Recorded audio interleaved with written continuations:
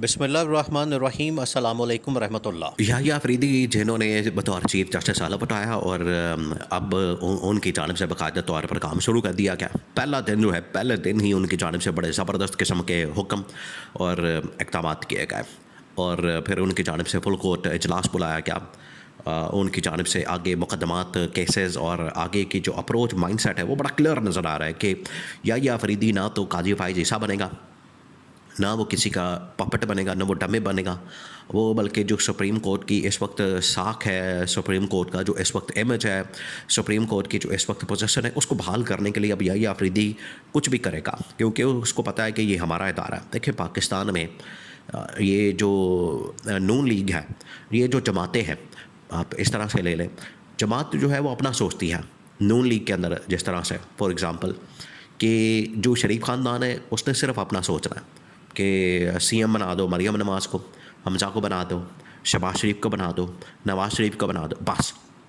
जो टॉप के होते हैं वो इन्होंने अपने पास रखने होते हैं, तो अपनी जमात के ऊपर किसी का कंट्रोल नहीं आने देते। इसी तरह से ज़रदारी ख़ानदान का ये हशर है कि पहले ज़ुल्फ़िकार अली भुट्टो, फिर बेनज़ीर भुट्टो बेटी आ गई, फिर उसका शौहर आ गया ज़रदारी, उसके बाद फिर उसका बेटा आ गया बिलावल। तो ये ख़ानदानी सियासत उधर भी इधर भी। अच्छा, ये जो इदारे होते हैं, इदारों को तो आखिरकार शख्सियात वहाँ पर आके अपना इमेज देखती है, उसको बेहतर करती है। अब जैसे सुप्रीम कोर्ट एक इदारा है और पाकिस्तान की फ़ौज एक इदारा है, तो जब वहाँ पर कोई शख्स आता है वो फिर आके इदारे की बेहतरी के लिए काम करता है। अब याहिया अफरीदी को जिस तरीके से आउट ऑफ द टर्न से मुराद ये कि नीचे से उनको तीसरे चौथे नंबर से, हालांकि जो सीनियर जजेस हैं वो उनके ऊपर मौजूद थे, मंसूर अली शाह, मुनीब अख्तर, ये मौजूद है, लेकिन जस्टिस याहिया अफरीदी को नीचे से ला के तो चीफ जस्टिस बना दिया। और जो इक़दामात, दो तीन बड़े इक़दामात, एक तो ये कि याहिया अफरीदी ने आते साथ ही पहले क्या किया कि ये जो प्रैक्टिस एंड प्रोसीजर बिल के तहत इन्होंने जजेस कमेटी बनाई थी, जिसमें से इन्होंने निकाल दिया उसको जस्टिस मुनीब अख्तर को, कादी फ़ाइज़ ईसा ने निकाला, क्योंकि कादी फ़ाइज़ ईसा को पता था कि जितनी देर तक मैं ये जस्टिस मुनीब अख्तर को नहीं निकालूंगा उतनी देर तक मेरी यहाँ पर दाल नहीं गलनी, मेरी यहाँ पर किसी ने बात नहीं सुननी, मेरा यहाँ पर काम नहीं बनना। मैं 63A का, मखसूस नशस्तों के मामले का और इस तरह के जो मुकदमात, केसेस और इमरान खान के ख़िलाफ़ इंतकामी कार्रवाई के मुकदमात, वो आगे चलने नहीं। तो पहले उसने क्या किया, मुनीब अख्तर को निकाल दिया जजेस कमेटी से, और फिर एहतजाजन जो है मंसूर अली शाह वो वैसे ही निकल गया।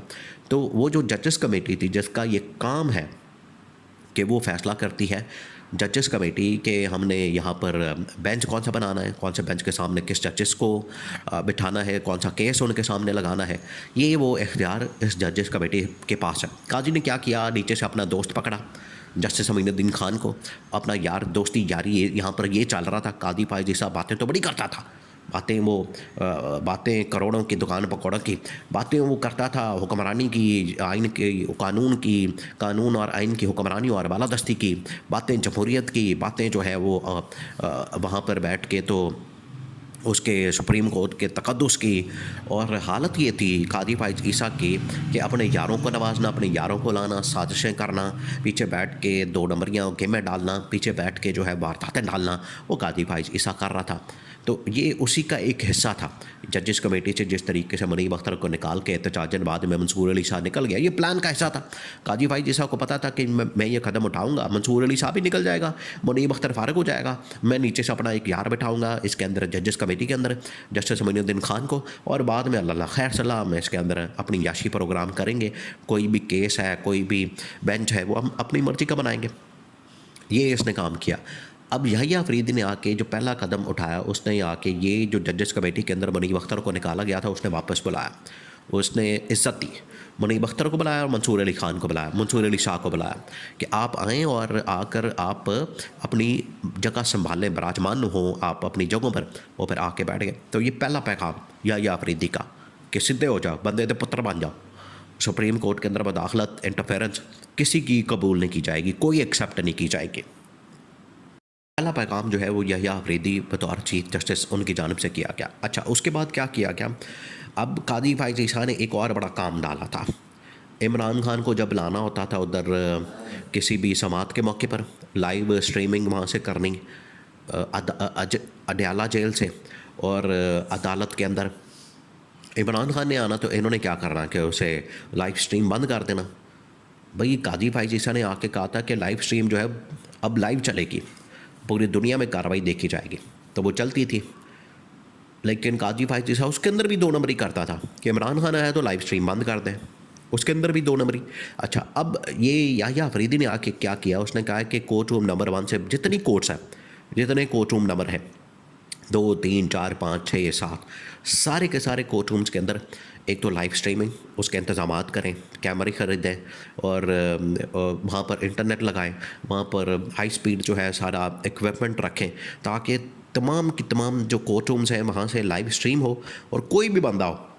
देखें, ये आखिरकार जो काजी पाई जीसा ने यहाँ पर दो नंबरी की थी कि इमरान खान की नहीं लाइव स्ट्रीम चलानी। वो तो खैर उन दिनों में एक तस्वीर निकली इमरान खान की, वो वायरल हो गई, लेकिन काजी फाइज ईसा ने उसको लाइव स्ट्रीम करने से रोक दिया इमरान खान को। बाकी लाइव स्ट्रीम करके तो चला रहा है, उसका क्या लेना देना लोगों का। तो ये याह्या अफरीदी ने एक और काम किया। फिर आज ये बुलाया हुआ था फुल कोर्ट का इजलास। अब फुल कोर्ट इजलास के अंदर जो है याह्या अफरीदी ने तमाम जजेस को, तमाम अपने कोलीग्स को, और उसमें जो जूनियर हैं जो सीनियर हैं, उसमें चाहे मंसूर अली शाह है या मुनीब अख्तर है या फिर जस्टिस अतर मिनल्ला है या मलिक है या फिर शाहिद वईद है और मोहम्मद अली मज़हर है, ये तमाम के तमाम जजेस को काजी ये उसने याह्या अफरीदी ने बुलाया, बड़ी इज़्ज़त दी और कहा कि हमने अब लोगों को इंसाफ फराहम करना है। मुल्क के अंदर ये जो अदलिया का इमेज है इसको हमने ठीक करना है। देखें, अदलिया का जो इमेज है इनको पता है दुनिया में 100 तकरीबन कोई 50-60वें नंबर के ऊपर आता है पाकिस्तान का नंबर। आप इसे अंदाज़ा करें, टोटल 170-80 मुल्क है, तो पाकिस्तान कहाँ जाता है? इथोपिया और भूटान और नेपाल और इस तरह के मुल्कों के साथ जाके पाकिस्तान का नंबर आता है। बातें ये मिसालें देती हैं अमेरिका की, ये शरीफ ख़ानदान और जरदारी ख़ानदान, और अदलिया का हशर ये है कि इनकी मुदाखलत की वजह से इथोपिया वगैरह से भी पीछे निकल गया पाकिस्तान का नंबर। तो याह्या अफरीदी ने कहा कि बिल्कुल इस सूरत के ऊपर कोई कॉम्प्रोमाइज़ नहीं होना इस मामले पर। हमने अपनी इमेज और साख और अपना जो ये इस वक्त सुप्रीम कोर्ट का एक इमेज है और सुप्रीम कोर्ट की जो साख है इसको हमने बहाल करना है। तो आपके साथ ही ये इक़दाम किए जुडिशल कमीशन, और फिर उसके बाद ये याह्या अफरीदी ने कहा कि कैदियों को, उसके बाद ये तमाम लोगों को इंसाफ फराहम करना है, लाइव स्ट्रीमिंग करनी है। जुडिशल कमीशन ने बना दिया। याह्या अफरीदी ने आके मंसूर अली शाह को बहाल कर दिया, मुनीब अख्तर को बहाल कर दिया। इससे जो है अब इस्टेब्लिशमेंट भी परेशान है, हुकूमत तो परेशान थी ही थी। इन्होंने कहा कि दो में से ये निकाल लेते हैं, याह्या अफरीदी ये शायद हमारा बंदा बन जाए, लेकिन वो तो नहीं, उसने तो अब इनको बंदा बना देना है, वो इनको बंदे का पुत्र बना देगा। वो तो अब इनको बताएगा कि याह्या अफरीदी ने चीफ जस्टिस 3 साल इनके साथ जो करनी है, इनका जो हशर करना है अगले 3 साल, वो इनको लग पता जाना है।